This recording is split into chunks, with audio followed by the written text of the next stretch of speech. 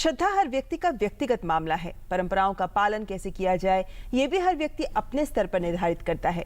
लेकिन जब धार्मिक आयोजन होते हैं जहां बड़ी तादाद में भक्तगण इकट्ठा हो, तो जिम्मेदारी व्यक्तिगत नहीं, सामाजिक और उससे भी ऊपर नैतिक हो जाती है, जिसका निर्वाह जब नहीं हो पाता तब होते हैं हादसे, जैसा केरल के पुतिंगल मंदिर में हुआ, जहां 109 लोग मारे गए और लगभग 400 घायल हुए, जिनमें कई की हालत गंभीर है।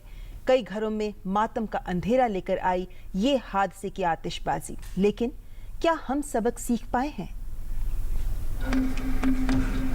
रविवार को केरल के कोल्लम में 100 साल पुराने पुतिंगल मंदिर में आतिशबाजी प्रतियोगिता के दौरान हुए भयानक हादसे को 36 घंटे से ज्यादा बीत गए हैं, लेकिन वहां लापरवाही अब भी नजर आ रही है।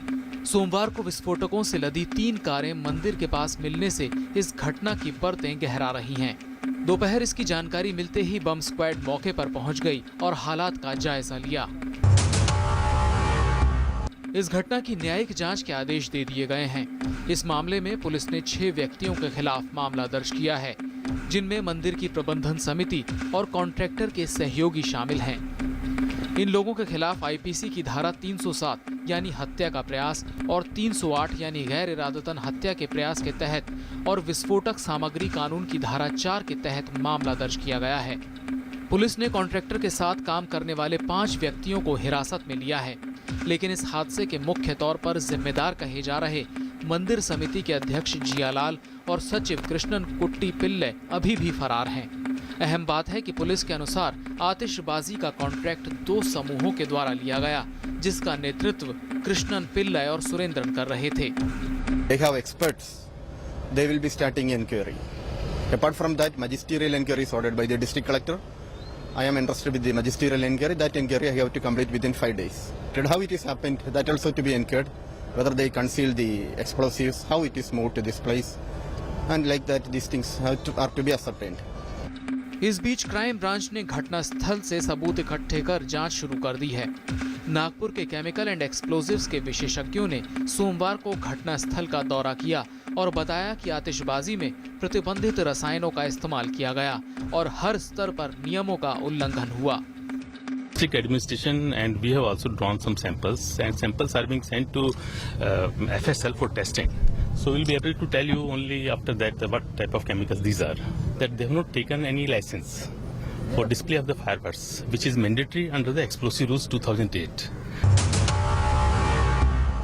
हादसे में भीषण आग से घायल लगभग 400 लोगों का अस्पतालों में इलाज चल रहा है। इतनी बड़ी संख्या में घायलों का इलाज करना प्रशासन के लिए भी चुनौती बना हुआ है। जैसे जैसे आतिशबाजी का वक्त ख़त्म हुआ, अचानक एक विस्फोट हुआ, यानी एक पटाखा जो है वो उस जगह पर जा गिरा जहां पर दूसरे पटाखे रखे गए थे, आतिशबाजी का सामान रखा गया था, जिसका नतीजा ये है कि ये पूरी बिल्डिंग ढह गई है। तो ये काफ़ी ज़बरदस्त धमाका नजर आता है। इस हादसे के बाद मदद के लिए कई हाथ उठे हैं। माता अमृतानंदमयी मठ ने मृत और घायलों के लिए सहायता राशि और मुफ्त इलाज की घोषणा की है।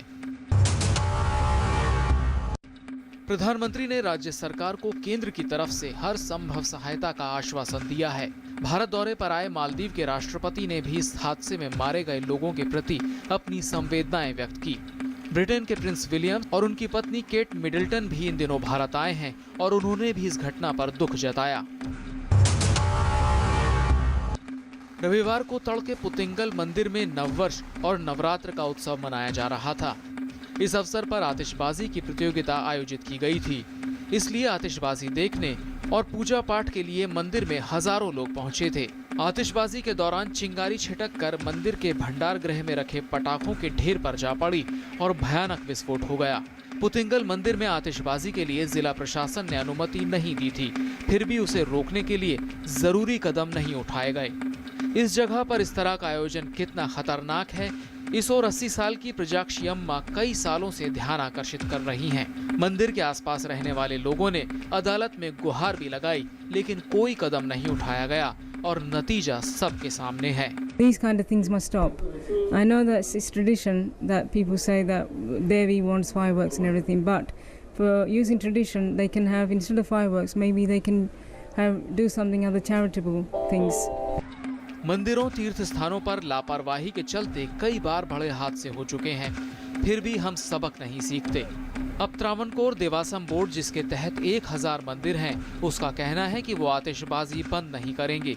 लोगों की सुरक्षा प्रशासन का काम है। वहीं केरल हाईकोर्ट अपने एक जज द्वारा दिए गए सुझाव पर कि क्या केरल के मंदिरों में आतिशबाजी पर प्रतिबंध लगा देना चाहिए, मंगलवार को विशेष सत्र बुलाकर इस पर विचार करेगा। आम लोग आस्था के चलते बहुत सारी परंपराओं को रिवाज के रूप में स्वीकार कर लेते हैं, लेकिन जब तक आस्था के नाम पर प्रशासनिक चुप्पी बनी रहेगी, ऐसे हादसों को रोकना मुश्किल होगा। कोल्लम से आयशा खानम के साथ न्यूज़ 9 डेस्क, टीडी न्यूज़।